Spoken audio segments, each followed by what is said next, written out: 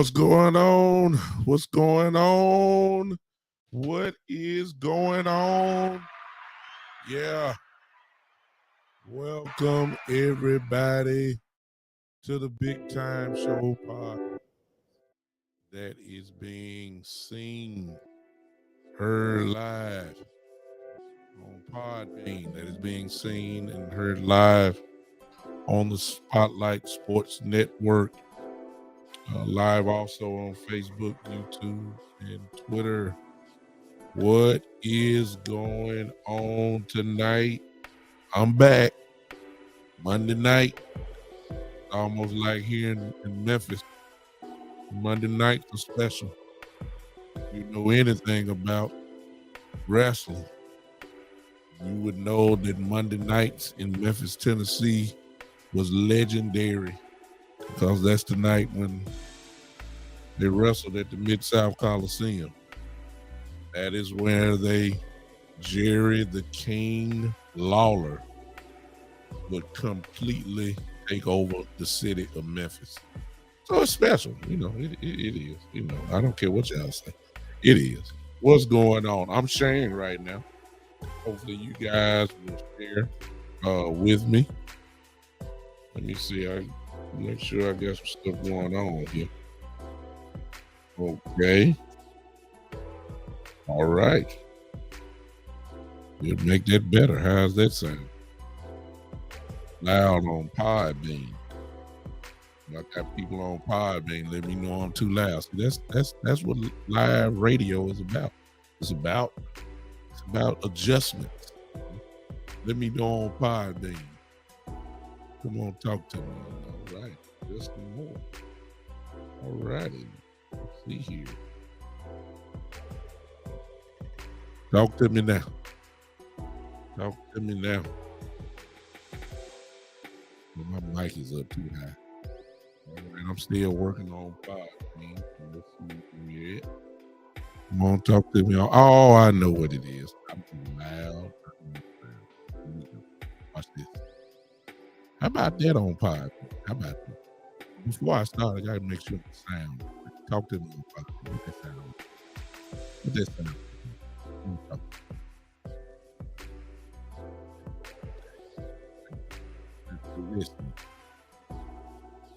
Better, but it's not looking for you. How about that? I'm talking right now. Y'all bear with me. Y'all bear with me. Let's see. It probably is. It probably is. I know. Don't talk to me. Talk to me. Talk to me. Okay, talk to me. You sound good enough. Welcome everybody to Hello.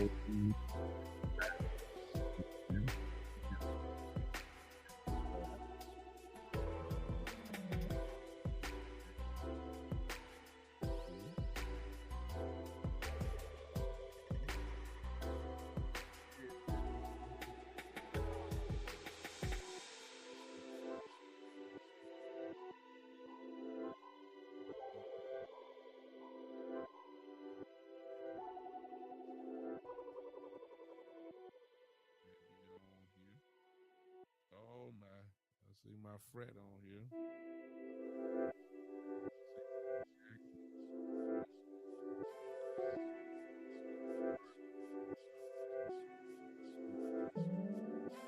Appreciate it. Voice is off. Voice is off.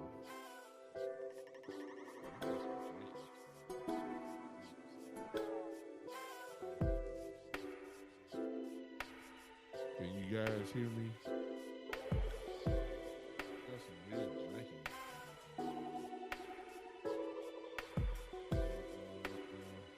Talk to me if you can hear me, Tavis. Talk to me if you can hear me. You should be able to hear me. What's up, Chad? Can y'all hear me? Can you guys hear me? Can you guys hear me? I need to know. Oh, okay. Okay, hold on. Okay, I should be good. I should be good. Okay, Quincy, appreciate you, man. Thank you for letting me know. Thank you, Billy. I can hear, see you. My Fred is on here. Okay, I'm good on Podbean. Let me see. Tab say I can hear you. Okay. All right. Appreciate everybody. Okay. I don't know what's going on today. What's up, Michael? Michael Evans, you're a traveling man. Michael, every time you get on here, you either in South Carolina, North Carolina, now you in Atlanta. Man, you know, I need some of your frequent flyer miles. You know, what's going on? All right. Tonight's show is gonna be kind of repetitive. Okay. But I have to say this because I need to tone down some of you guys' excitement level. I mean, really, I don't want y'all to get hyped like we were hyped before. I see you, Billy. I see you calling in, but wait, Billy, if you gonna call in, you need to call in on that call line that you're looking at there. 654. Oh, okay. 654-6853.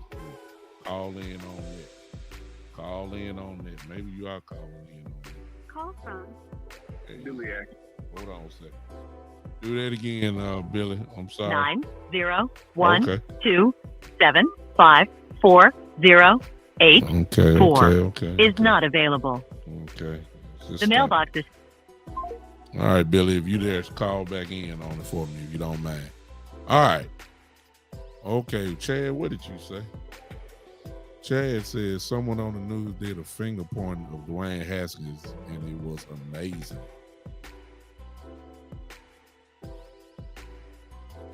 Chad, I don't know how to take that, man. I don't know how to take that. So you have to be a little bit more clear for me on that one. I don't know how to take that. Okay, I got my fret calling in. Y'all starting to call in line early. Here you go. To accept. I got my fraternity brother on here. My Noop is in the house. What's going on, Billy Bob? I know you're a hater, so here we go. What's on your mind? Here we go. Not a hater at all. I can't help but laugh. Here we go. Not a hater. All I gotta say here is Cowboy steak. Okay. Look, it's from management on down. I agree. Your management tends to have his hand in the process in which he does not need his hand in. Exactly. You get no argument here. This is a 49er fan too, ladies and gentlemen, that is talking. So here we go. Go ahead. Big 49ers fan, big Niners gang to the day I die. But I say that to say this. Mm-hmm. You guys have had the best roster on paper that any team could possibly have for the last, 20 years. Mm-hmm. Close to it. Go ahead. Yeah. It's yours. Yeah. And I said to say this. I love you. Love what you got going. Yeah. Love your podcast. Love your broadcast. Cowboy State. And 49ers game. 49ers today. Love you, bro. I love you too, brother. That's my fraternity brother, Billy. One and only Billy Atkins. Oh my God. Well, that's a strange way to start the show off, but one thing about it, he didn't lie. Y'all know. I mean, I didn't want to start it off this way, but he didn't lie. He kind of summarized the entire Cowboy problem in about he did that in about a minute and 10 seconds maybe. It's true, y'all. It's true. It starts at the head. He didn't lie. I really wasn't even going there. And until the head gets right, the rest of the body will not follow.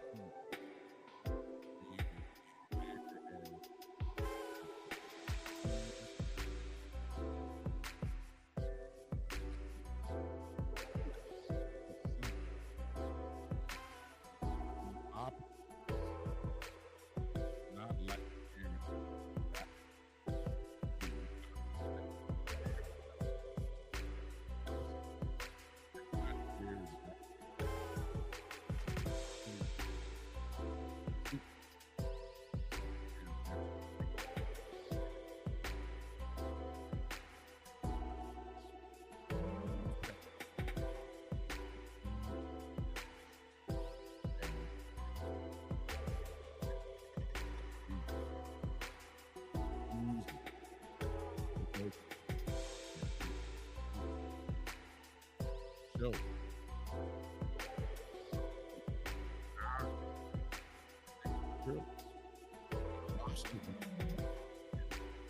It was good enough to at least, we were all obviously good enough to make the playoffs, win the division.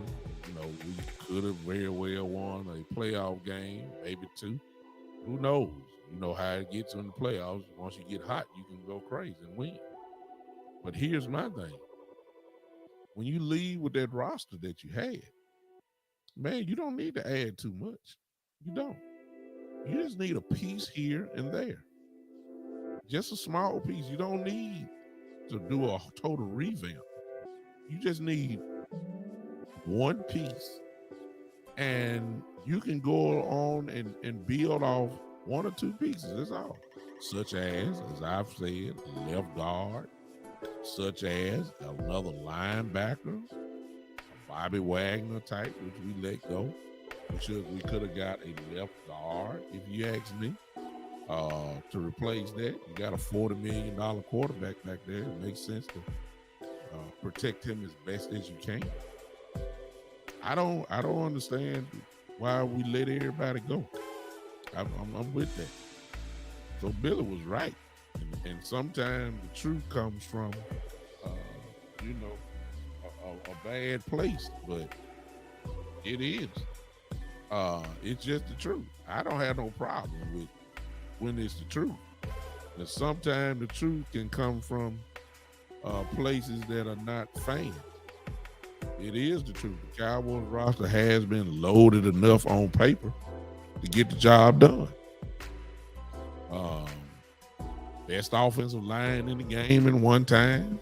Y'all remember that? Had one of the. Billy Okay, Billy got some more. Oh, Lord have mercy. This is gonna be I may need to bring Call Billy in as a co-host. I see that now. Come on in. Come on, Newt. What you got now? I'm here to reiterate that I love the program. Uh-huh. I love what you got going. I love what you're doing. But I am here to say that this is not coming from a bad place. Okay. This is coming from a heartfelt place. Okay. And that heartfelt place is that the Niners game is the best team in the NFL. Oh, okay. But besides that, greatness, the Cowboys stink. And I say this, you guys have the absolute best roster on earth. Uh-huh. You give that roster with Kyle Shanahan, Super Bowl championship. Exactly. Okay. I'm not even going to argue with that. I like what you're saying. I like what you're saying. Your sister's on here too, Billy. I'm quite sure you see that. Your sister on here. I'm surrounded by 49er fans. I can't stand it. We in here. Yeah, I see. The agonized. All right, man.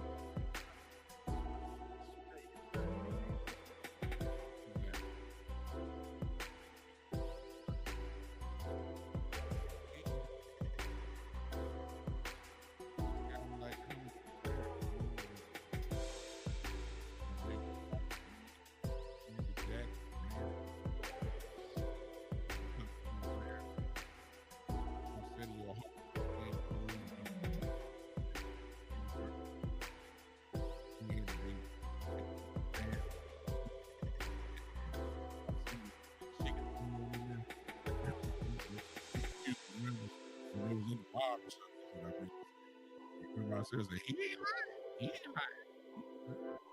That's what I say about Billy. He ain't lying. See, this is when you have to be real and be realistic. You have to be. You can't keep acting like you don't see the problem. You just can't keep acting like you don't know what's going on. You know. So it's a shame. It's told.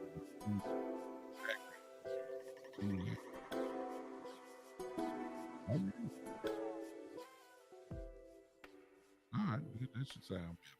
I'm there now. Okay, now let me get to a part of. This is what I want to talk about. You guys, hey, Billy started the call in. I usually let it, talk for a minute before I open it up. Y'all want to call in? Y'all come on, call in. I don't mean it. We're just making y'all show tonight. So look, y'all want to talk? Come on in. We'll talk about it. But let me start the gamut off. Let me start the road. Here's where Cowboy fans are now. Cowboy fans right now are extremely excited as usual about the draft. As I told you guys on last show, the draft is where we shine because of who's leading it. Will McClay does an outstanding job of drafting players. That's part of what Billy was talking about. When we start talking about the roster, a lot of this roster is a product of the draft. No doubt about that. Will McClay shines during this time. It's not Jerry Jones. Jerry Jones does not watch film enough to be talking about bringing players in. He don't know. He just gets to shine at the end and start talking about guys. He has a little, leeway into it, but the work, the real nuts and bolts of the work is being done by the scouting department and Will McClay, which he's the head of. So this is where he shines, okay? So I'm not worried about that. And in the process, a lot of the Cowboy fans are getting extremely excited when we pick 24. That's what we're trying. And a lot of Cowboy fans, it varies. It varies. A lot of Cowboy fans say, okay, we need an offensive lineman at 24. A lot of people saying get the BPA, which is the best player available at 24. A lot of people are saying it's kind of split. Let's get a wide receiver at 24. A lot of people are saying let's get a defensive tackle at 24 if they're there. There are a lot of people that are saying let's get a linebacker like Dean from Georgia. If he's there, snag him up. So, of course, Cowboy Nation is divided on which direction we should go. There's even been talk saying that later on in the draft that we should draft a running back. Okay. If you're talking about drafting a wide receiver, and this is where I'm going to hang my hat tonight. If you're talking about drafting a wide receiver and a running back or offensive lineman, here's my problem tonight. I hope y'all guys catch me because this is really all I got to say tonight. We can go on eat your dinner after this. Any offensive player that is drafted to the Cowboys that is determined to make some type of impact the first year or whatever, I'm not excited. I don't care nothing about that wide receiver from Ohio State, Chris Olave, whatever his name is. I'm not excited about Green as an offensive lineman. I'm not excited about any running back coming in or tight end that may get drafted later in the round. I'm not excited about it at all. You know why? Kellen Moore.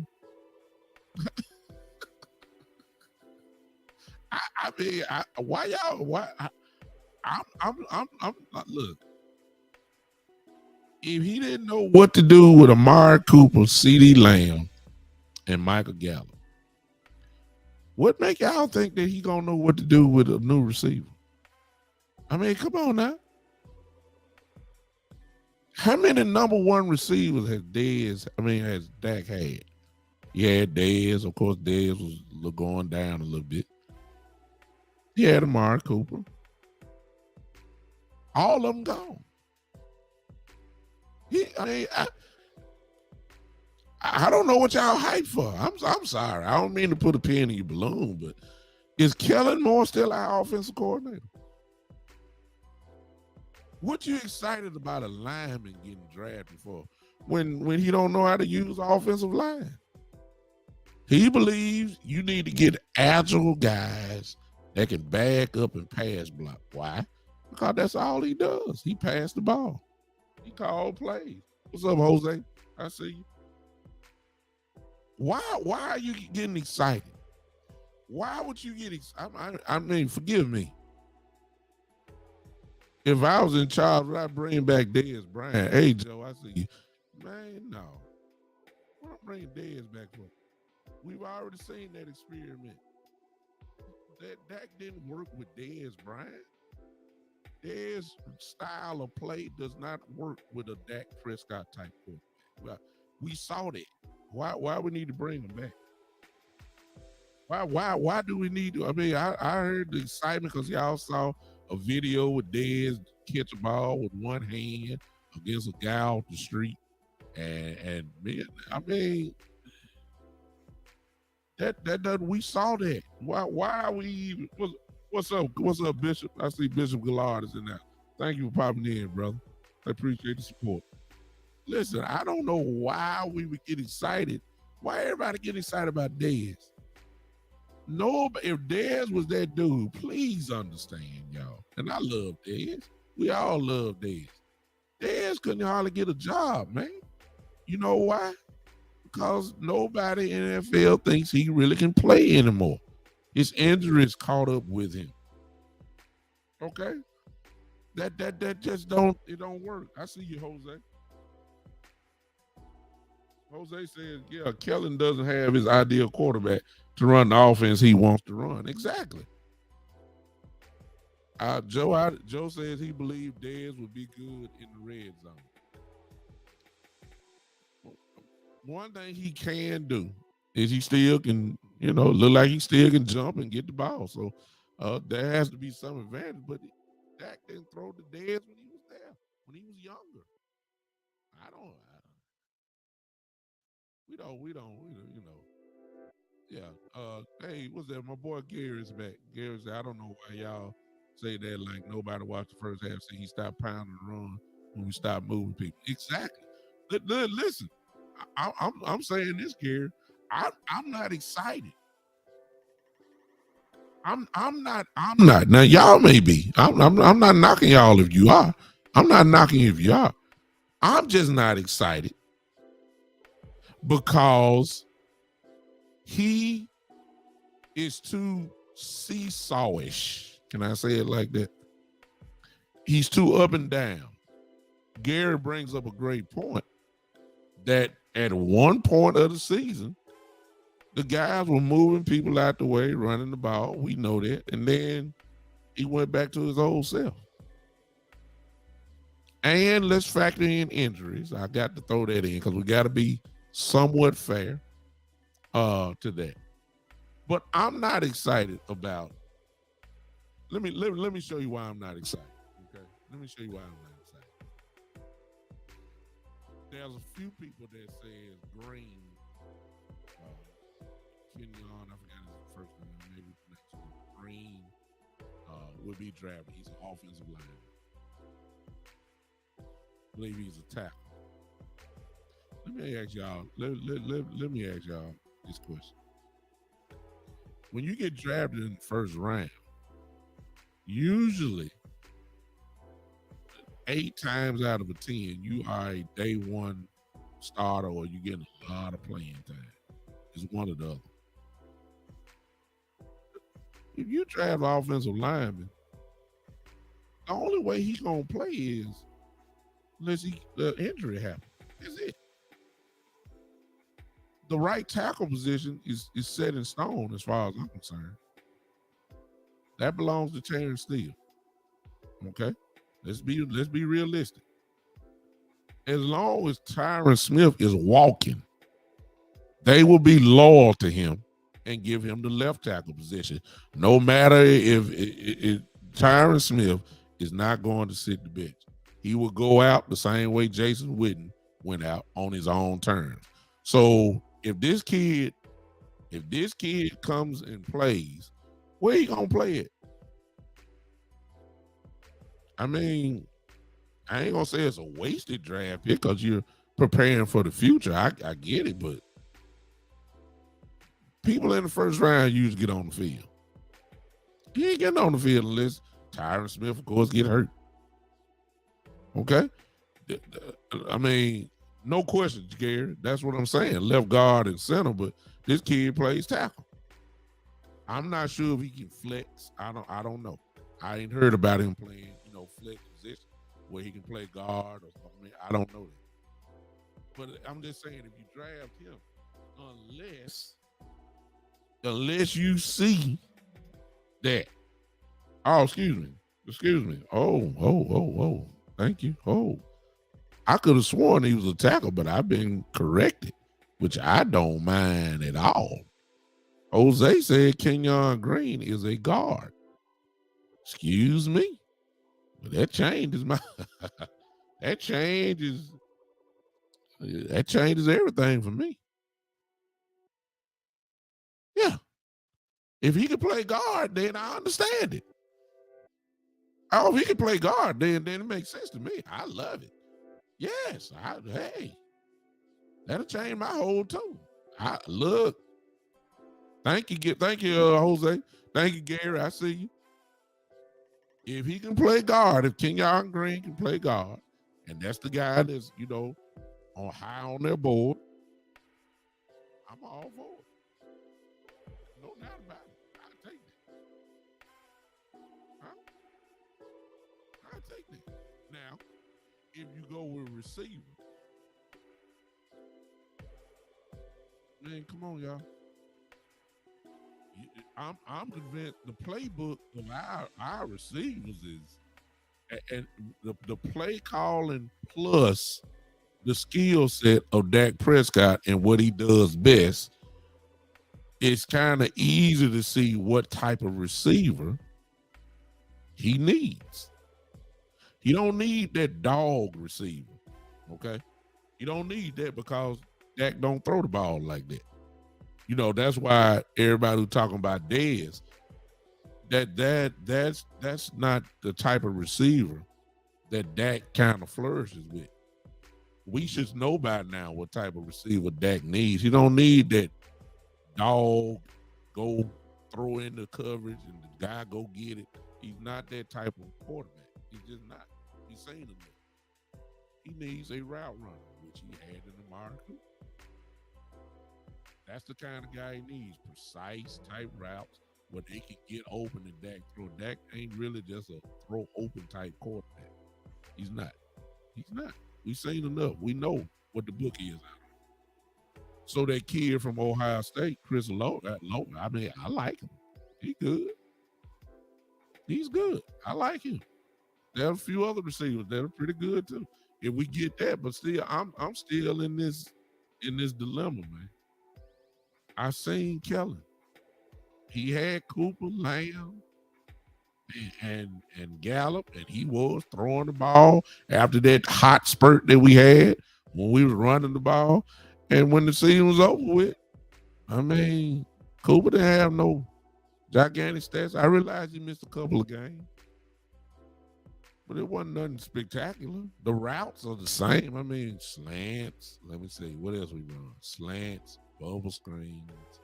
Let's see here. We'll run a dig route where we go and come across the middle. Dak throws that pretty good. Dak throws a seam route pretty good.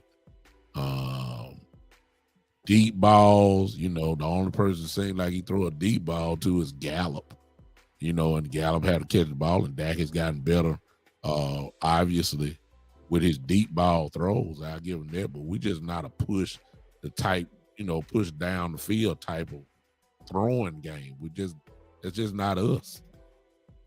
We slant for days. That's what we do. We do comeback routes.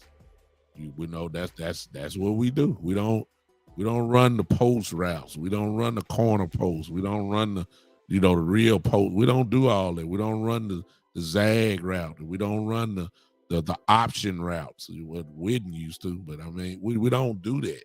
We just don't. That's not the way we do it. So I don't know. I don't know about that. We got to find a way to make sure that Dak, let me see that. I think that was Billy calling me again. Billy, you on one tonight. You trying to get to me. What's going on, everybody? So I don't know about that. I'm not sure about receiver. I'm just a firm believer you couldn't get it right with Cooper and all those guys. It's kind of hard to convince me that all of a sudden this is gonna be all right. I think we're gonna be all right, but we're not gonna be as explosive. And then you heard the news today that we let Malik Turner go. I just don't, and he signed with Frisco. I mean, I like Malik Turner. I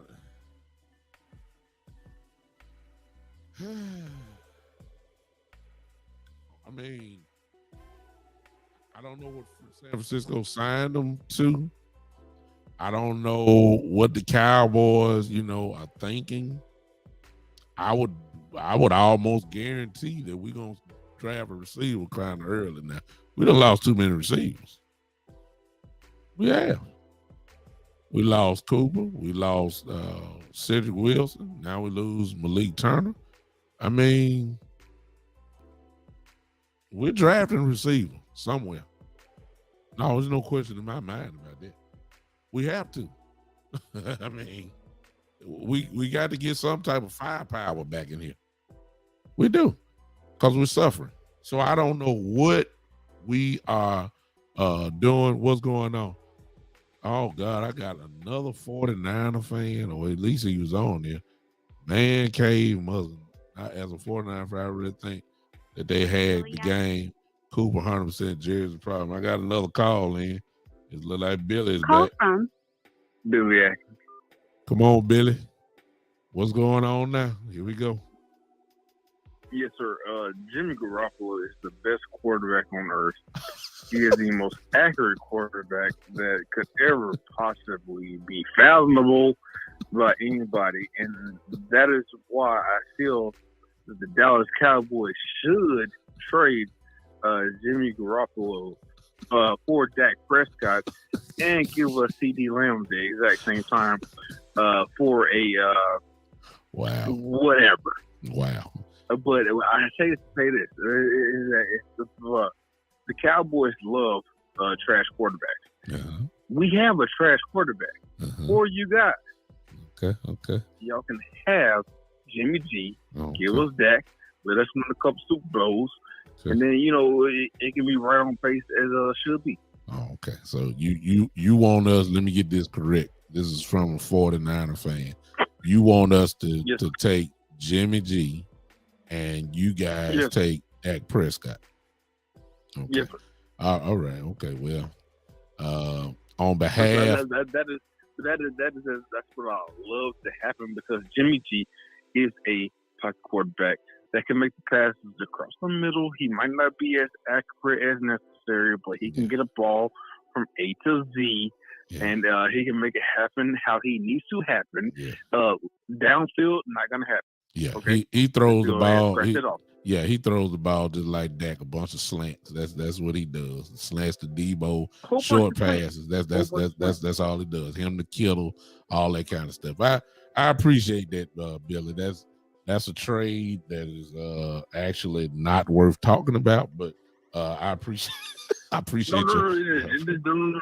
trade is definitely worth talking about. Okay. This trade is Okay. I appreciate that. Thank you. Definitely worth a mention. Thank you, Billy. My fraternity brother on fire tonight. Appreciate you, Billy. Thank you so much. It's really what you really believe. So I'm not just sure if you really think that a receiver is going to be it. I'm not convinced of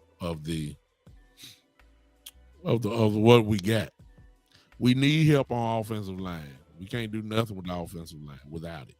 So I really believe that if that kid is there, Green, at 24, and he plays left guard, we definitely need a left guard for sure. That will cover us from the wants and needs at the same time. So I believe that will be an excellent pick if that happens. But until I see a model of consistency, a slight change in philosophy, in offensive play calling, then I will kind of shut what I'm saying down. So you can't give it to me for about 5-6 games and then all of a sudden go back to what you know. And then think I'm gonna give you credit. I'm not giving you credit at all. I just say, good Lord, that was just a pretty lucky time there. That's the way I look at it. I can't give him credit. Kellen Moore, I'm talking about. And everybody's talking about, let me go here. Everybody's talking about that all of a sudden everybody's talking about Mike McCarthy is supposed to really be involved this year with the offense. And I'm like, how?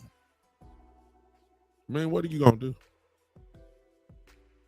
I mean, you're not calling plays. Let's get that right. It is Kellen Moore's offense. Let's get that right. Okay. Kellen Moore's offense, he's calling.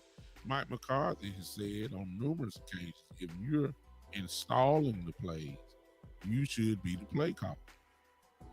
So I'm gonna ask again, where is he really doing? You can't override the play call. You had your opportunity to do it all last year. Never did it. I'm trying to figure out why are we excited to hear McCarthy say that. We wish that he would, but I don't see it happening. I don't see it happening at all. So I don't know what we so excited for about that. In other words, what I'm trying to tell y'all is that I'm not hyped. I'm not hype about it. I'm not hype about what's getting ready to happen with the Cowboys. I can't do it. I can't do it. Until I see it, I can't do it. Now, I'd be excited and opposed, however, the opposite. Now, if you tell me that a Jordan Davis is there at defensive tackle from Georgia and he goes with Dan Quinn, I'm excited. Oh, no doubt. Because, see, I know what Dan Quinn going to do with him. If you tell me Dean is there, the linebacker from Georgia, I'm excited. Because I know what he going to do. I trust Dan Quinn. I trust that whatever defensive player he gets, he is going to make them guys go to a level rather quickly. I believe that. What is the word that I just see Joe put up here? I'm sorry, Joe. I'm just looking at this. Joe said, I was just listening to West Coast, my brother West Coast, and he said that he would trade a 5th round pick for Baker Mayfield to back up Dak. Not going to happen. And West Coast comes up with solutions in his head. Me, I kind of stay with the realism. I'm not knocking them for that. But one thing the Cowboys do not do, they do not bring in a player to challenge their starting quarterback. Please name me the backup quarterback that really challenged Romo. Name me the backup quarterback that challenged Troy Aikman. Name me the backup quarterback that is challenged Dak Prescott. It don't happen like that.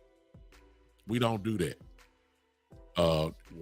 They secure their quarterbacks by not bringing nobody in to challenge them. Baker Mayfield would challenge Dak Prescott. He would. That's just not gonna happen. I appreciate the thought, but that's not gonna happen. Baker Mayfield, the only time he come to Dallas unless he visiting, unless Oklahoma and Texas play in Dallas, at the Cotton Bowl, that's where you'll see that at. That's not gonna happen. So I'll let that go. It's trust factor. I trust Dan Quinn. I don't trust Kellen Moore. I don't. I don't trust. You may trust Kellen Moore. I don't. I don't. I don't trust him. I guess I've seen too much, and I have a problem with him. I do. It's just gonna be interesting to see what's gonna happen. So we got the same. Joe says, I don't believe Cleveland will trade him because Watson might get suspended. I believe they will, Joe. I believe they will trade Baker Mayfield because Baker has already checked out of Cleveland. He was insulted by them even insinuating bringing in another quarterback. He was you lost your belief in him. Cleveland lost their belief in him. That's why they went ahead and traded to get Deshaun Watson, even though they knew that there was a good chance that he might even be suspended. They're willing to even take that just to say, look, we got you. And you don't bring a guy like Deshaun Watson in and think that there's going to be some type of competition. If he's not suspended, he is your day one starter. Baker Mayfield is checked out. He's checked out of Cleveland. You got to get rid of him because he becomes a cancer to your locker room then.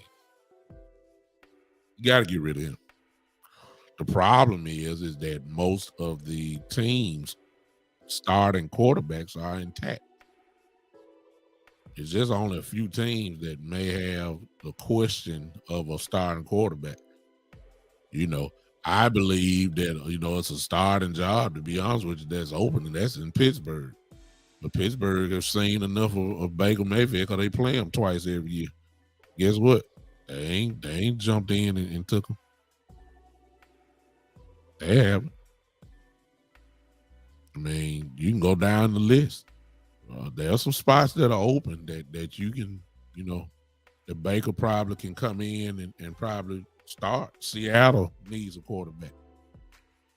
Russell Wilson is gone. Seattle needs a quarterback. Ain't nobody signed him yet.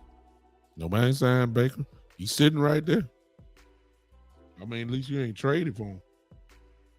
His contract is cheap because he ain't got paid the big money yet. He's the first overall pick. He's not trash, but he's just not, what some people thought he would be. But Seattle's right there. That'd be a good spot for him. They ain't came and got him. So that ought to tell you something right there about Baker Mayfield. But he ain't coming. The Saints do not need a quarterback. They got Jameis. They got Jameis Winston. Jameis Winston and Baker Mayfield. Jameis was playing pretty good, and he got hurt. And once Deshaun Watson turned them down, they immediately signed Jameis Winston. Immediately. It wasn't no, I think it was about a day or two later. Exactly. That's how well they thought of him. As far as Baker goes, if Baker wasn't even a thought, they went in and signed Jameis immediately. Hey, Kermit says nobody's picking up Baker's $18 million salary. That's why he's still in Cleveland. I doubt he's going anywhere, but did I hear y'all say Baker would challenge that? No, I didn't say that. Joe was saying that West Coast said that on his podcast that he would trade. I put it up for you, Kermit. This is the comment that Joe says West Coast said made. So there it is. He said that he would trade a 5th round pick for Baker Mayfield to back up that. You don't bring a Baker Mayfield type in unless you were challenging him or threatening his job. Baker Mayfield is a guy that's above average, obviously. Number 1 draft pick, number 1 overall draft pick. You don't bring in a guy like that to be a backup quarterback. You don't. You bring a guy in like that, Dak Prescott ears are gonna go up like a German Shepherd. Like, excuse me, what are y'all doing here? What's this? Why y'all bringing in there? He didn't say about Andy Dalton, but you would say that about Baker Mayfield. Not saying Baker Mayfield is even on Dak's level. I'm just saying he's young enough and his contract is cheap enough that you would bring him in and challenge you. That would automatically be a challenge there. So I mean that's just fantasy football, Madden football. Nobody bringing Baker Mayfield to Dallas. That's not gonna happen. That's not gonna happen. They're not gonna pay Dak Prescott the amount of money he's getting paid and then bring in a $18 million quarterback on the bench. I mean, come on, y'all. That's not going to happen. So let's go ahead and kill that idea. So yeah. So let's talk about that. I don't know how comfortable are y'all? Give me a number real quick for those that are hanging on me. Let me ask you this. On a scale of 1 to 10, let's do this. Let me see if anybody on Podbean. On a scale of 1 to 10, give me your how comfortable you are with Dan Quinn as your defensive coordinator. Scale of 1 to 10. Let's go. Scale of 1 to 10. How comfortable are you with Dan Quinn as your defensive coordinator, considering what you saw last year? And now the guys get a second year in his system, which means probably it's going to be a little bit better. How y'all feeling about Dan Quinn as your defensive coordinator? Joe says a 10. I'm going to go with a 10 also. Anybody else on here? Anybody else? Kermit says a 8. That's still pretty high. All right. Give me anybody else on here? I see some people on here. Let's go ahead and put it in. Give me a scale on a scale of 1 to 10. How comfortable are you with Dan Quinn as your coordinator? Or I think I'm asking the question, how much confidence do you have in Dan Quinn being your defensive coordinator? Scale of 1 to 10. I got Joe, I got Kermit. I said a 10 myself. Okay, let's just go keep it going. On a scale of 1 to 10, check this one out. How much confidence or how comfortable are you with Kellen Moore being your offensive coordinator? See, this is going to tell you the tale right here.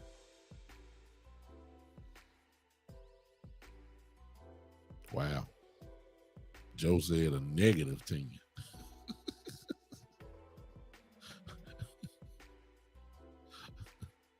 A negative 10. All right. I'm going to go with about a 4 for me.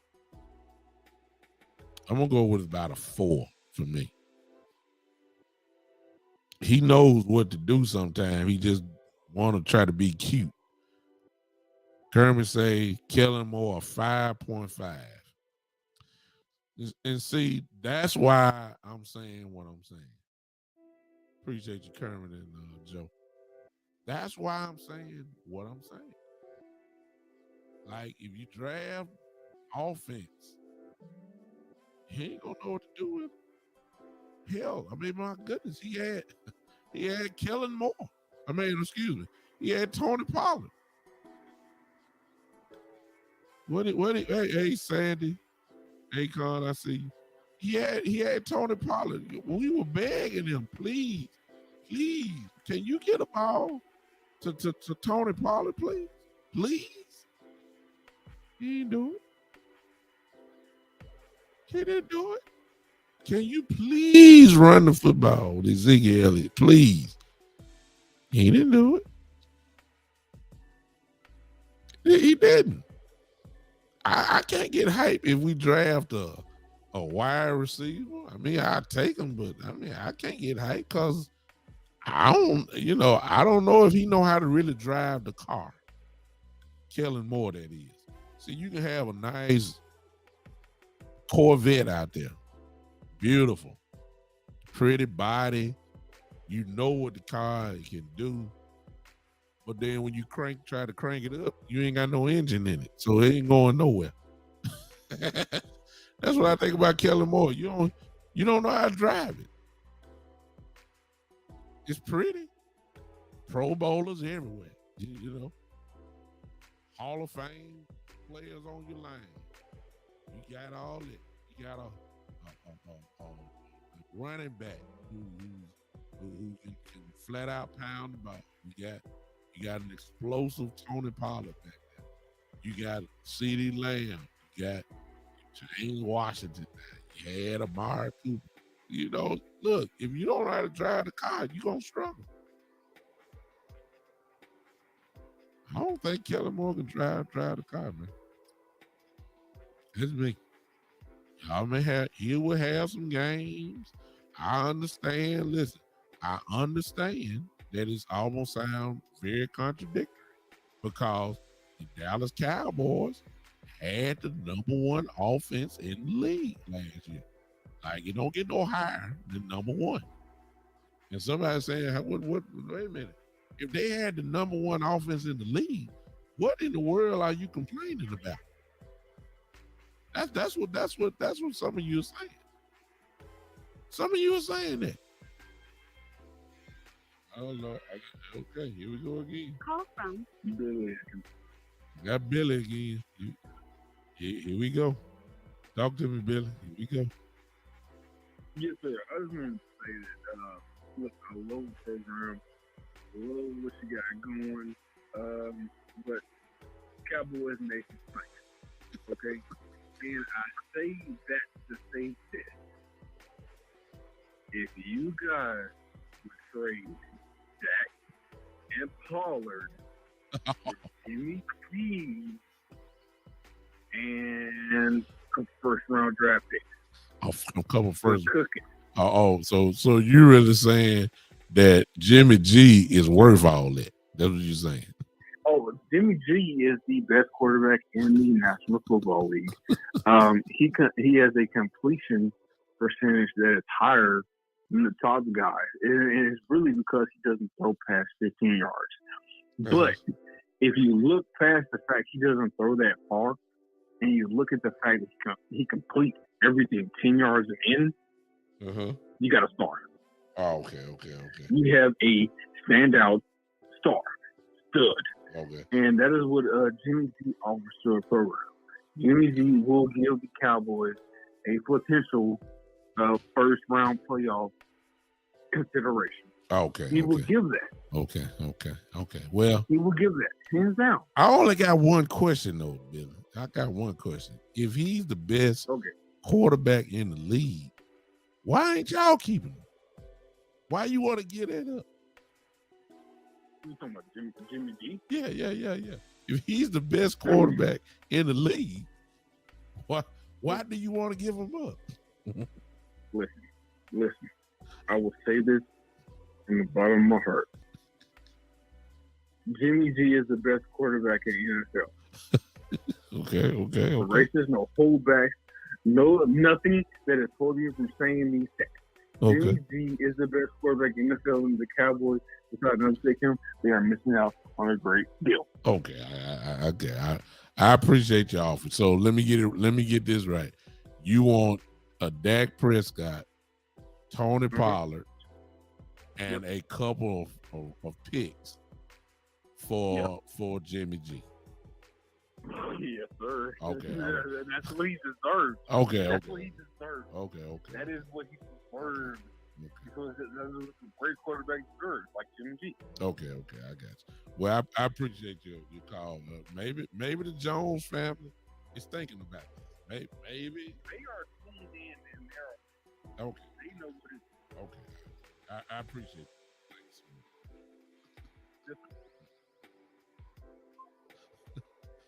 That's my return, brother. You know, he's a 49er fan. He antagonizes the Cowboys, so they want to get rid of Jimmy G. And I'm not a defender of Jimmy G, but one thing about Jimmy G, he wins now. That is kind of camouflage with the defense that they have, the greatness of Debo Samuel, the greatness that he has. We just throw a little swing pass to him and he can rip it for about 40 yards immediately, as if he would take it all the way to the house. That's just kind of player he is. When you look at Jimmy, it goes down as a 45-yard touchdown, but really all he did was just do a swing pass. So, Jimmy G, listen, now that I'm thinking about it, why haven't Pittsburgh went after Jimmy G? I mean, that would be an excellent quarterback for Pittsburgh Steelers. I'm serious. Why hasn't Seattle went after Jimmy G? How about that one? Russell Wilson is gone. I don't think Jimmy G is going to be in San Francisco. I just don't think he's going to be there. They really have to turn it over to Lance as much as they paid for him. Jimmy G is going to go somewhere, and Jimmy G is good enough to win some ball games for you. Ain't no doubt about that now. Y'all can laugh about Jimmy G. Jimmy G been in the NFC Championship game. Dak ain't been the one. I'm just saying. Jimmy G been to a Super Bowl. Dak ain't been the one. I mean, Jimmy G, if I'm not mistaken, been in 2 NFC Championship games. Made 1 Super Bowl. Look, I understand he had a great defense and all that kind of stuff, but look, I don't know why everybody look. Jimmy G wins. Jimmy G wins. I don't know. Okay. All right. I don't want him in Dallas, but I'm just saying he wins. All right. I'm good with that. Now, I'm done talking. I'm basically Kellen Moore is a continuous problem for me. I have a serious problem with him. And unless I see a different philosophy, I believe we're headed to the same thing next year. I just believe it. I believe it. All right. Call-in line is now officially open. My friend Billy just jumped in immediately. I don't mind. So call-in line is open. 901-654-6853. Go ahead, you guys can dominate the rest of this show. I'm done really for tonight. I didn't want to throw that out there. Like, I'm not hyped because I'm looking at my coaching staff. The problem is not the draft. Will McClay does an excellent job. It's after the draft the problem starts. As soon as they get in the training camp, that's when the coaching part comes in. And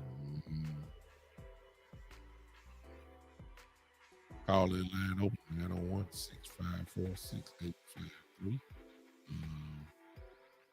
Whatever y'all want, maybe I get some more pushback from some of the things that I said. Some of y'all, I got inboxes about the Los Angeles Lakers. I'm not gonna say anything about that tonight. I know that our coach got fired today. I'll just briefly say this: that was just a scapegoat thing. The Lakers players are the problem. It's not the coach. Somebody had who is that? Who was some of y'all? Craig. I had a few inboxes of people who asking why they fired the coach. Somebody had to fall on the sword for them. They can't fire the players, the Lakers, so the coach was gonna get the blame. It's not his fault, if you ask me. Lack of effort, lack of commitment will get you what they got, which is at first at the beginning of the year, they're saying they're going to the finals. They couldn't even make the 10th seed. I don't, it's just, and it's going to be challenging. It's going to be challenging for the Lakers to find the right coach and see. There's a lot of people got to sign off. Really, one in particular got to sign off for the Lakers, and that's LeBron. And good Lord, who does he like? And the Lakers are stuck with Russell Westbrook, and they're stuck with AD with his fragile limbs that he has. And LeBron is there, another year older, another year where he ended the year on the bench because he was hurt. So it's gonna be a bunch of old heads again unless they just get away from everybody. Carmelo, you know, I like the young players, THT and Monk. I hope they keep them. We not gonna win with the old guys. Let me see, Craig. I don't know what you're talking about when you say that's not going to happen. What's next? I don't know. I don't know what you are referring to. You're gonna have to help me. I don't know. Let me know exactly what you're talking about. Now address your comment. All right. So I'll talk about the Lakers on another time. Because I can go 2 hours talking about that. Just ridiculous. But Cowboy fans, LeBron. Oh no, LeBron not. No. He don't need to go anywhere. He had a great year. Individually. He had one of his best years, no doubt about it. He's still that dude. He had a great year, phenomenal year. As a matter of fact, he's gonna be all NBA this year. He probably won't be first team all NBA, but he's going to be.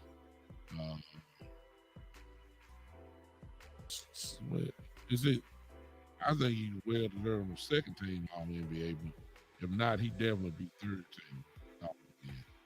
No doubt about that. He played well this year. He did. He really did. Who is that? Coach.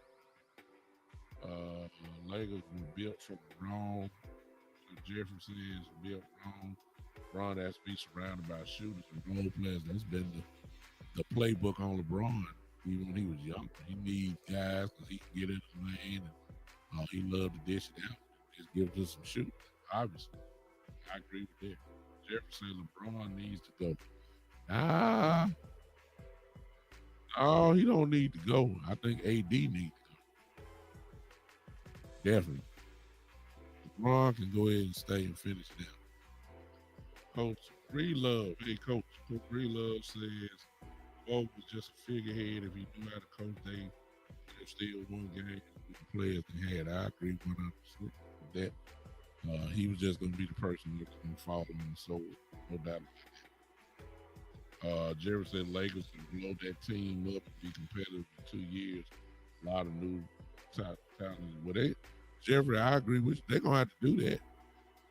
They're going to have to do that because if you just go with a bunch of old guys again next year, we're gonna be in trouble because LeBron is getting ready to retire. AD, God help him. Hopefully he can make another year. Hopefully he can play without getting injured for so long like he always do. Ain't nobody gonna want to come to the Lakers as free agent. We're seeing a shift in the league, slowly but surely. So I agree with you. Craig Burton, the Giants man, said the city's so nice and named him twice, but nobody don't care nothing about the Giants. I'm not even going to address y'all. Is Daniel Jones still y'all quarterback? Okay. End of that discussion.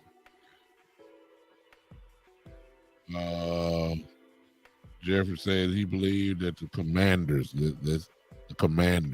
Jeffrey, the Washington Commandos, whatever they are, will win the division as long as Wentz stay healthy, which he does not. He had a good year with the Colts. Redskins have better receivers. But Wentz is going to be the quarterback. He will win the division. He will win the division as long as Wentz stay healthy, which he does not. He had a good year with the Colts. Redskins have better receivers. But Wentz is going to be the quarterback. He will win the division as long as Wentz stay healthy, which he does not. He had a good year with the Colts. Redskins have better receivers. He had a good year, Jeff, because he handed the ball off to Jonathan Taylor over 320, I believe over 320 times. You can survive if you handed the ball off, but the coach didn't go nowhere. Carson Wentz is Carson Wentz. My coach said they should have gotten Buddy Hield with a stretch flow so LeBron could work. I agree 100%. And the other trade, as Magic Johnson said, the DeMar DeRozan trade would have helped out, obviously. That would have helped big for LeBron if that would have happened. So the Lakers missed out on an opportunity. Jerry says he still threw for almost 4,000 yards, 27 touchdowns, 7 interceptions. That's a good year. Solid year. Solid year, no doubt. The question will become then, Jeffrey, when it comes to guys like Wentz, as well as Jonathan Taylor ran the ball last year, and he did. What happens when he gets shut down and the game then turns over to the hands of Carson Wentz? You know what's going to happen. See, when you got a quarterback like Wentz, you got to have a running game to protect them. They become real efficient when the running game is working and you can play action pass, and it works for them like that. But what happens when the running game is not working and the game then is dependent upon Carson Wentz? You might as well say Dak Prescott too.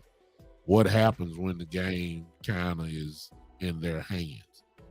In other words, we down 10 in the fourth quarter with maybe about 6 minutes left where you can't run it no more.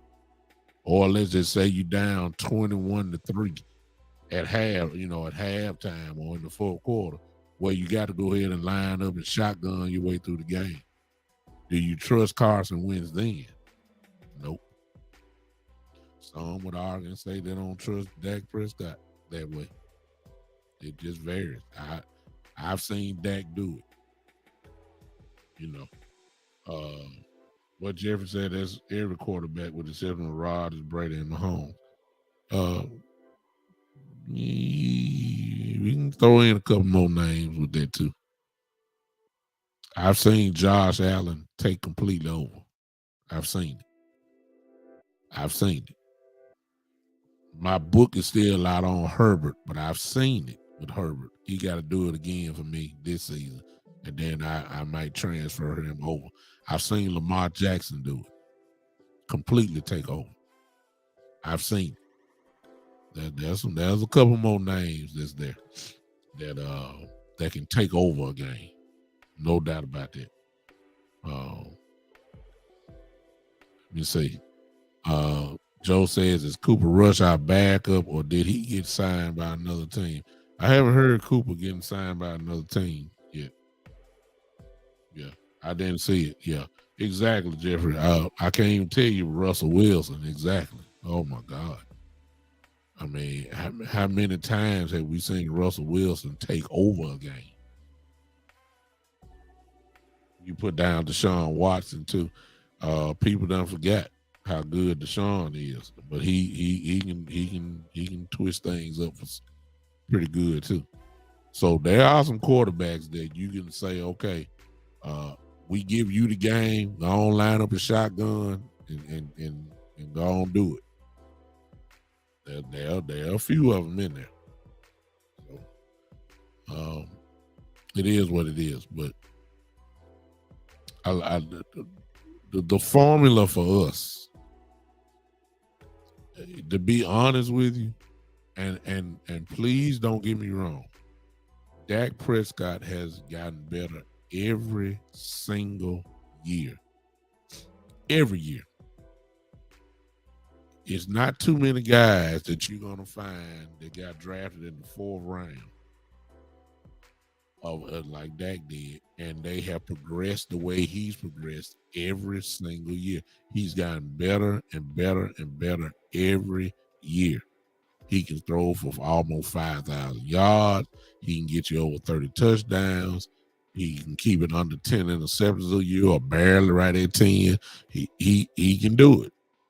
But the truth of the matter is about Dak Prescott, his best year was his rookie year. When he wasn't throwing the ball. When he wasn't throwing it too much. When he only looked like he passed on for 3,000 yards. Barely. Had 27 or something like touchdowns. That was his bet to this date. His rookie year was his best year. And then, of course, why is that? Because we were running ball down people's throat. That's why. We had a complimentary defense. We ran the ball efficiently and violently, too, I may add. That's been Dak's best year. Sure, he gotten better passing, but his best year was his rookie year because we were a complimentary football team. It's just the truth. And that's the way we got to get back. If we're talking really seriously about really winning, Dak has showed traits that if you want to have a shootout, he's more than capable of shooting it out with you. But that's not the way we need to win. That's not the way we need to win. Yeah, he can throw 300, 400 yards. Yeah, he can. He's done it. He's done it. But that's not the way to win. He needs to run the football. And because we have and you know, we just got to see it. I wish Randy Gregory would have stayed. Oh, then I would have really been really hyped. Hopefully Dorrance Armstrong and Fowler Jr., Dante Fowler Jr., hopefully they can crank this thing up. But I really believe our defense is going to be our strongest unit next year. I really believe that. I believe the offense won't be the number one offense in the league. But at the same time, I really do believe that that they will be maybe a top 10 offense and you can win a Super Bowl like that. I really feel like the Cowboys can be a top 10 defense next year. I do. And we ain't got to the draft yet to see what they're going to add to this defense. I really believe that they can be a top 10 defense in the league next year. And if you get that, and you get somewhat of a top 10 offense, then yeah. Craig, I just saw your comment, and I've done that before. And I'll just say this again. Listen, guys, if you want to call him real quick. Call from Coach Bob. There he is. to accept. Got Coach Marv in before Coach comes in.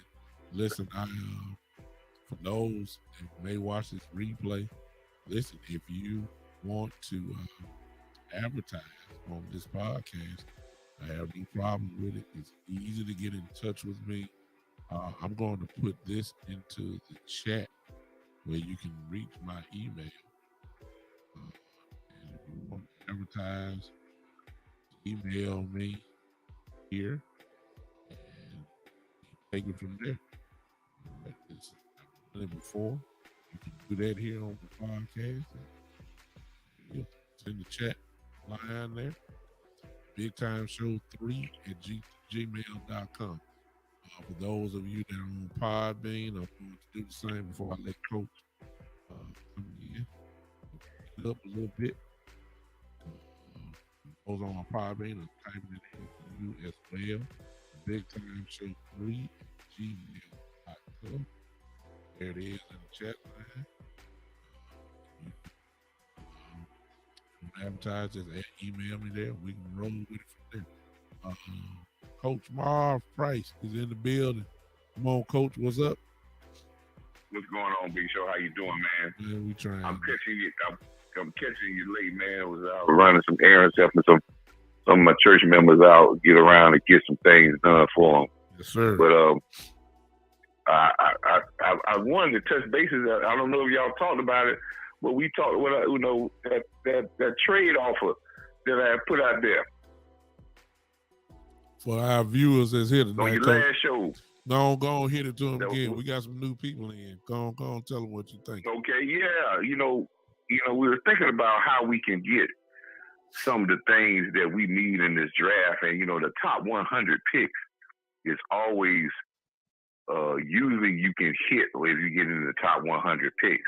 The Cowboys have a late first round pick. They have a second round pick, a third, and a fourth, and they have some areas of need. And their needs, to me, is maybe offensive line, linebacker, and then my third need is probably wide receiver, and the fourth need is a tight end. Uh-huh. So we might want to say, okay, look at our depth in the cornerback position, where we got a boss man Fat that's going to, was coming on at the end of the season. And the reason why he didn't play a lot in the beginning of the season because he only played like 9 games as a cornerback in college. He sat out 1 year, and so he had to gain that experience. Mm-hmm. And I think he's gonna have a breakout year this year. So you got 2 corners, and you're gonna have one of the guys play slot, where you had Jordan Lewis playing slot last year. So with Anthony Brown and Jordan Lewis there, plus some of the young guys like that you got coming up. Nashawn Wright, those guys. Nashawn Wright, then you may have a overload in that position where if you want to get back up into the second round or early third round because you got your eye on a guy or you want to double dip in a position to get someone, you make it say, hey, even before the draft, you make it go to some of these teams and say, hey, I got a guy like Anthony Brown that had a great year for himself, his career year. Yeah. He's hot right now. He's a starting cornerback, but he's not going to be a starter for us. He's a surplus for us. Yeah. Let's package him with 2 of our 5th round. I said 1 last week, but to sweeten the deal, we got 5 5th round picks. Let's sweeten the deal and throw 2 of those 5th round picks with Anthony Brown to get back up in that second or third round and get another top 100 pick. For those that that didn't tune into the last show, I came up with, because I was going down the list and I was saying that Anthony Brown is a starter. I don't care what y'all think about it. He had a very, very solid year last year. I know you can point out the little couple games, but overall, he had a pretty good year. He's a starter in this league. Well, if Boss Man Fat, when we was talking, that if Boss Man Fat becomes a starter in this league, Anthony Brown and Jordan Lewis are going to have a tremendous battle for the 3rd spot. And one of them will be our 4th cornerback.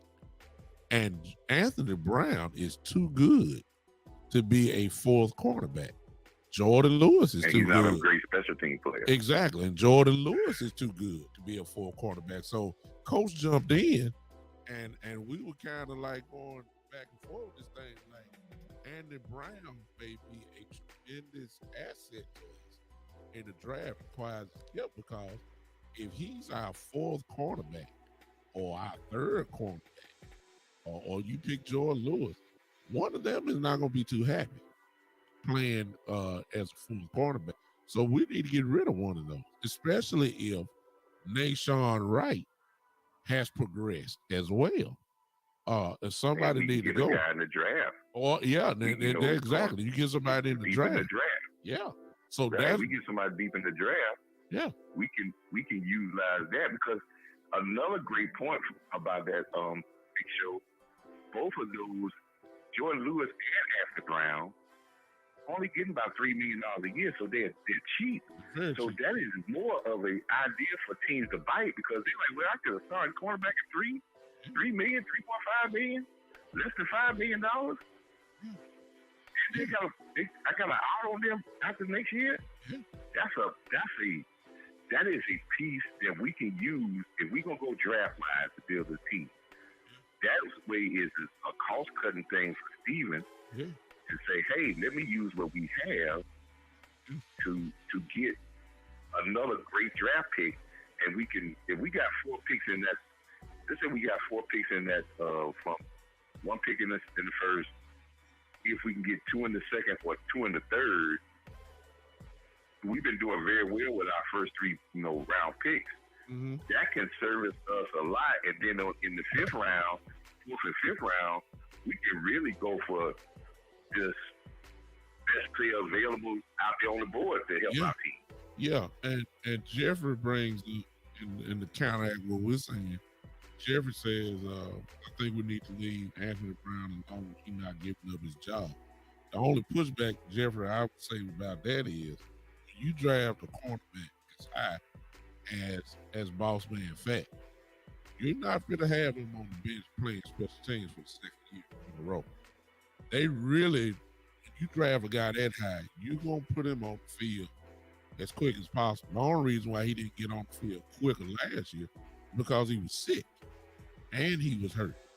As soon as he was healthy, he was playing. And Anthony Brown was, he got great ability. He didn't play bad. Yeah, Anthony Brown was down in the slot. But what I'm saying is, I don't have no problem keeping Anthony Brown. If you're telling me, but I know Jordan Lewis is not going to be your 4th cornerback. Jordan Lewis needs to be on the field. He's a playmaker. And at the same time, thing happened with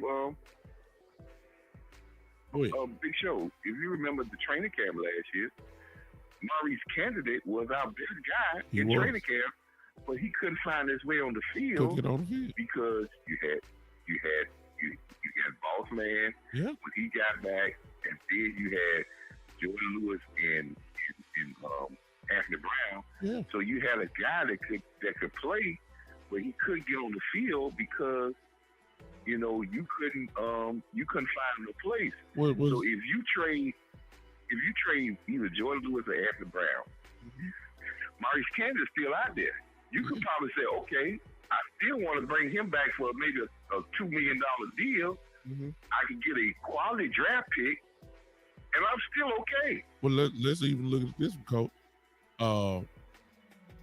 Candidate couldn't even jump Nashawn Wright. Nashawn Wright played more than he did. See what I'm saying? Candidate was more of a. Nashawn Wright would never play the slot. No, exactly. The big corners don't play slot. Exactly. He too tall. But Maurice Candidate, the skill set was in the spot. Like I said before, one thing that Anthony Brown, if you look at Anthony Brown and Jordan Lewis, basically they're the same, but the slot corner has to be very good at run support. So Jordan Lewis is a little bit better at run support because he's a better tackler, a better hitter. Yeah. Maurice Kennedy was a little bit bigger, and he was a better hitter and tackler, but he had a hard time finding that position because we rotated a lot of safeties. Even when we rotated our safeties, because you got to think, we still got Donovan Wilson back there. Yeah. We got a lot of guys back there. Yeah. And these 2 corners are a very good piece that we can move on to probably get a very quality draft pick in this draft. And that's what you do. You use what you have in abundance to draw what you want. And this way, this is a great budget move for Stephen Jones. You can get a guy that's a draft pick and not worry about these guys here. And I believe, Coach, that as I said on the last show, that's where Anthony Brown's value is, because as I said on the last show, and I guess it fits here again, he's a starter on a whole bunch of teams. Day one, if you trade Anthony Brown, he's a starter. Get slot. He's a day one starter on a whole bunch of football teams. If you trade for less than $5 million. And less than $5 million. I'm telling you, he's a starter. Cool. That's a bar. And I'm quite sure you got teams out there that jump on that. Man, look. Maybe not for a first round pick, but a later second round pick. Yeah. You may not draft, trade for him as your number one cornerback, but let's be honest, he is a solid number two cornerback without a doubt. He really is. And I believe that would be a tremendous bargaining chip that you can use, and it's worth, as Coach Marv just said, it's worth you getting back into the second round. No doubt about that.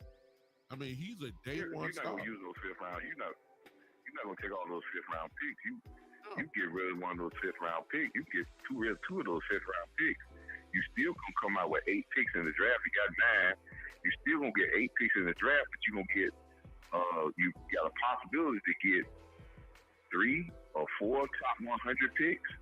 Mm-hmm. So that's a great bargain chip, and then you can address all 4 of those needs that I talked about: linebacker, receiver, and tight end. Yeah.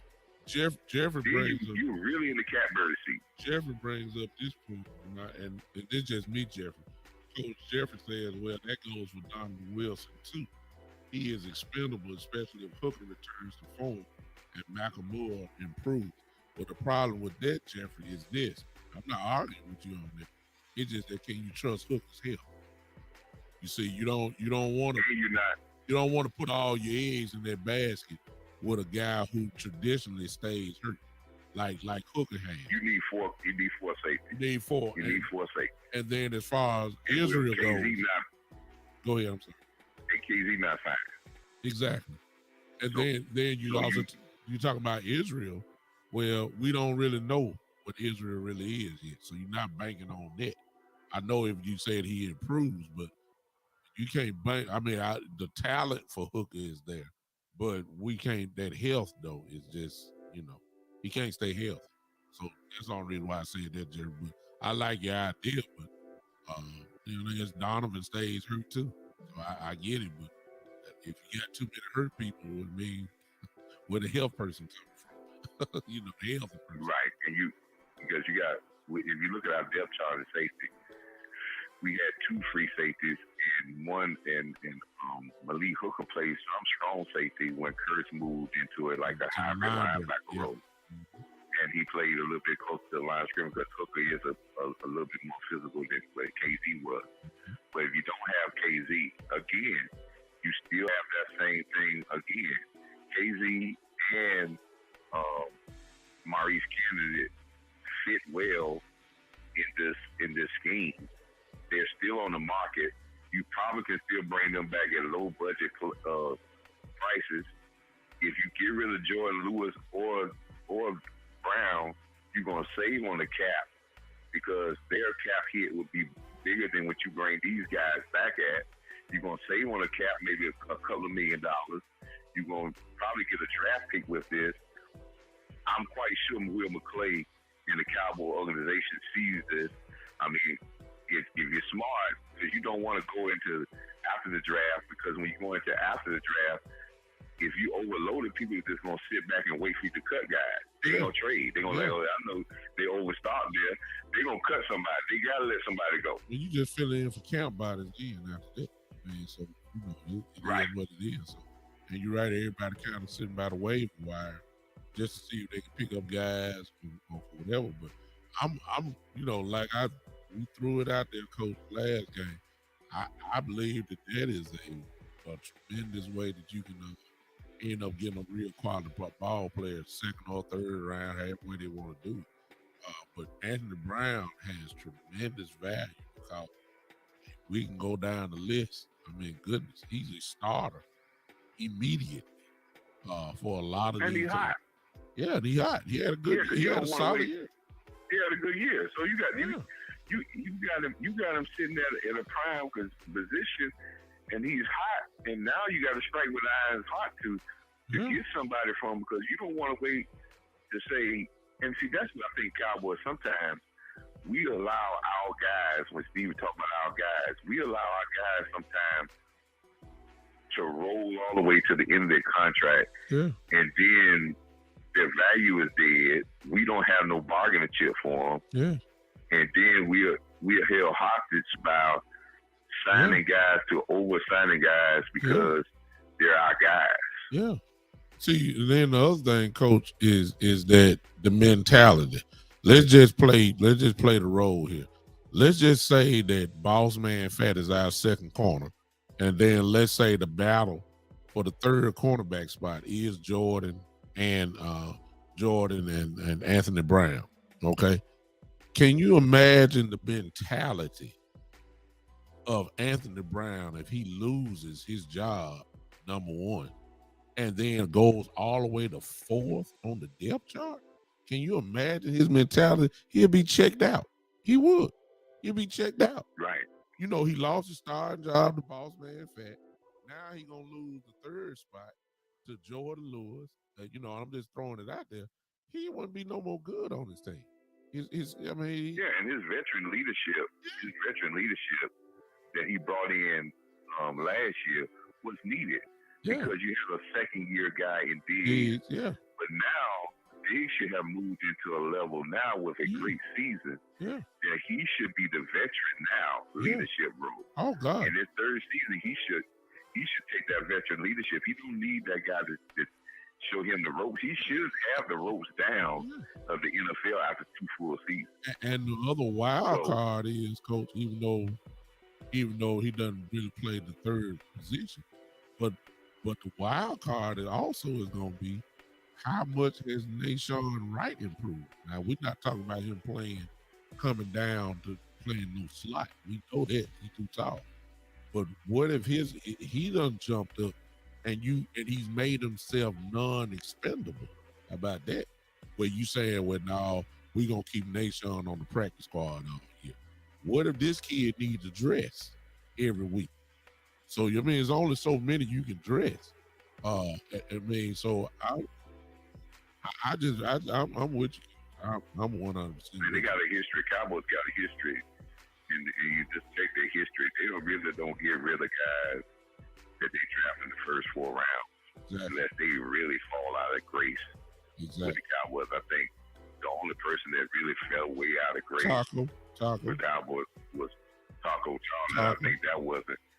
I still think because got play out. I don't think it was all about Taco Charlton's play. I think it was more about his attitude. And he wasn't one of the guys that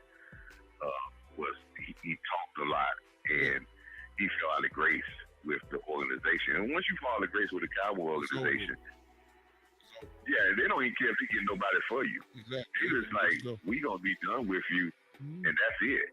And we'll let you go and don't get nothing back. Yeah. I love it, Coach, man. But I got one other thing right quick. Go ahead, This linebacker situation.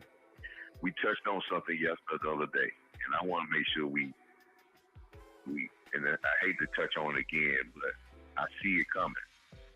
I'm just hoping that Stephen Jones and this organization is not, because they mentioned that when they didn't sign Gregory, they got 2 guys, they were able to sign 2 guys back, and they mentioned LVE is one of those crucial signing back, guys coming back. I hope that they don't allow themselves to go either with a drafted guy that's a rookie, put him beside it, of Michael Parsons, that he's a second year. I hope that they would think about a veteran linebacker in here.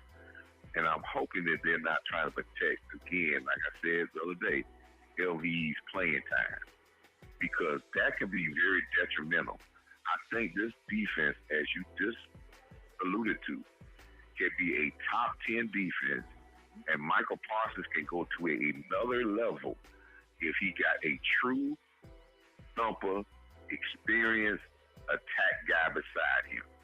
You would see Michael Parsons go to another level if he gets an experienced, true, tough linebacker beside him, because then it would give him the opportunity to really use his athletic ability to the fullest, and for you to use him as a queen piece on the board. But if we're trying to help LVE play because we signed him, that could be a very bad way to go into the season, because one, if his health doesn't hold up, and two, if he doesn't play well, he's going to hurt Parsons' play. I agree 100%. And the hope that I see it is that between, well, I'm going to say probably after the draft, there are some there are some guys that can fit what you're talking about. And even when they start cutting people, training camp start, there's gonna be some guys there that can fit the description at linebacker that can do that. So I don't know if the door is really gonna be closed on that, because see, the Cowboys have to be realistic. I know what they're hoping for, but look, LVE can't stay healthy. I mean, so if you lose him, then what you got? You ain't got nothing. Cox is coming off in ACL. We don't know where he is. And he doesn't play the same position. Exactly. He's not a middle guy. So he's not an outside linebacker. Yeah, he's not a thumper. That's like right. you said. So really the only thumper you got is really Parsons in the middle, who can play all three if he had to. Then you sign Gift. And I mean, he's a predominantly special teams player. So we really don't have the guy. And so when everybody started getting excited about Dame from Georgia, yeah, that's a good pickup without a doubt. But he's not a middle linebacker himself. He's really kind of on the outside himself. He's not a real thumper. He's not a real big guy. That's why we all wanted Bobby Wagner so bad, is because he fits exactly what you hear Coach Moore describe. That guy would have been the perfect fit for us. So I'm agreeing with you. Our linebacker depth chart coach is really not good at all, to be honest with you. I'm gonna say this right quick. I said I like Anthony Barr. His experience level. Love his play. And even though Hightower has had a lot of injury history, but he is still he's a physical linebacker, and he's one of the smartest linebackers in the NFL. And these are the things I want around Michael Parsons, because I want to enhance his, because he hadn't had a lot of years playing linebacker. No. And he needs somebody else in that room other than coaches that's in that room that can teach him how to play linebacker, because he got all the athletic tools. If he gets someone to hone in on that mental capacity where he makes games easier, and when he attacks, it's much easier because he has already deciphered things because of that mental capacity that next person beside him gives him. Man, this guy could be crazy. Hall of Fame status. No doubt about it. No doubt about it. Coach, all right, Big Show. I appreciate you, man. Appreciate the opportunity, brother. Thank you so much. We'll do it again. All right. All right, Coach.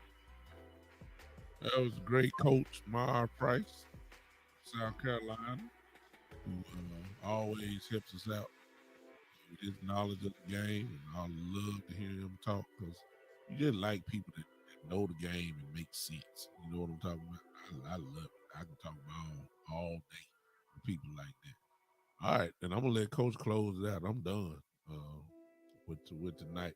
I will see you guys. You know something? I'm really tired of saying I'll see you guys Saturday, because it's just too much gap. You know, I don't want to do 3 shows a week. I ain't like everybody else. I got way too much other stuff going on in my life. Listen, I'm an assistant pastor in the church. You know what I'm saying? I'm in school. I'm a doctoral student at Grand Canyon University. If I'm not doing this, I got homework to do. You see what I'm saying? I work every day. The school system. I mean, I got a lot of stuff to do, and with this gap, Monday again, next time I'm supposed to be coming on again, it's Saturday. It's too much stuff going on, so I got to figure something out. You know, either I'm gonna come on in the middle of the week again, and may have to add a third show. Who knows? As long as my family keep hanging with me, that's y'all. As long as y'all hang with me, we can do it all right? I appreciate you guys listening. We see it on the ticker there. Joe, I appreciate you, man, for hanging with me. Joe is in the country of Italy. He always is with me. I appreciate Joe so much for hanging with me. Right there on that ticker there, you guys, before we leave, this is the way you can support the podcast. Cash App, $ the Big Time Show. You can do it that way. Those are all my handles that you see. If you want to be on Twitter with me at Big Time Luke, YouTube channel, I need you guys to do that. Big Time Show. Go and subscribe and inform. If you want to become a member, a premium member, go to the Big Time Show 3.supercast.tech. The Big Time Show 3.supercast.tech.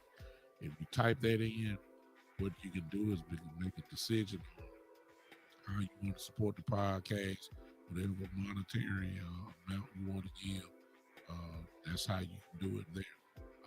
Without a doubt, if you're on Podbean, just tap that red reward bag there. And that's all you have to do is make a decision, the same decision for those that use supercast.tech.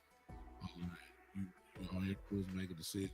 $3, $2, $5, $10, $20. Hey, it is what it is. But if you don't get mad. You just keep listening. I don't have no problem. My podcast is not my primary source of income. It's just a hobby of mine. I like doing it. I love football. Love it. Love talking about it. Love talking to people who know the game. And then, of course, I love Dallas Cowboy. Guys know that about me. It is what it is. So listen, as of now, I will see you guys on this Saturday. On this Saturday at 3 o'clock. At 3 o'clock. Y'all come on back and hang with me. We'll talk some more. God knows we're getting closer to the draft. So I'm going to bring some guys on that, have studied the draft pretty well. And we're going to bring them on and we can talk. Mark Holmes. Who is Mark Holmes, Frank? You say you be stealing my stuff? That's okay. I don't know who Mark Holmes is. What podcast is he? Frank Joseph. He say you be stealing my stuff. Okay. Yeah, that's the kind of that's flattering. Actually, appreciate it. If somebody want to say what I say and use my material, that's okay. He's a YouTuber. Okay. Look me up with him. Tell him to follow. He might be following my show. I don't know.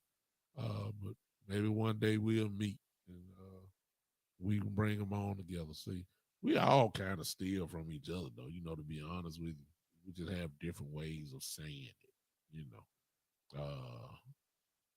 Yeah, Ex-Simons, he knows. Okay, but anyway, just have different ways of saying it. I try not to listen to too many guys. I love my brother Boss, Cowboy, and the OC, and those guys, and West Coast, and like that. But I try not to, not to steal. I just find my own little angles and work that. You know what I'm saying? That's just what I do. So it is what it is. Listen, I'll see you guys Saturday, 3 o'clock as of now. If not, just turn on your notifications. I may come sooner or later. Who knows? But until then, ladies and gentlemen, we're going to holler at you. This is the Big Time Show.